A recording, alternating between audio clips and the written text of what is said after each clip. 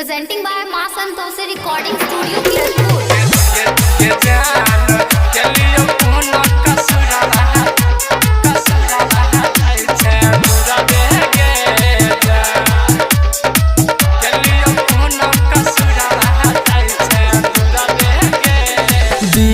सचा हलिया तोहरा अपन मानलियौ गे दिल सचा हलिया तोहरा अपन मानलियौ गे जान केलियो कोनो कसुरवा जाइ छै दूरबे गे जान केलियो कोनो कसुरवा जाइ छै दूरबे गे जान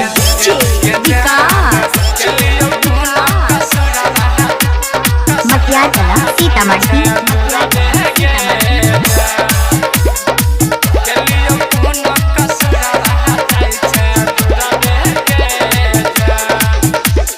तोहरे खातिर अपना पापा मम्मी सलरलियै गे जान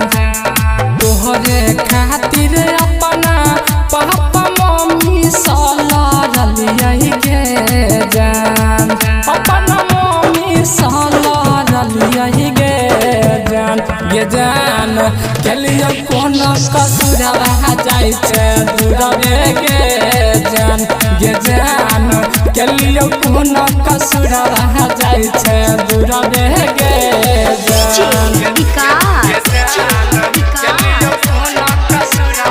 मटियाला सीतामढ़ी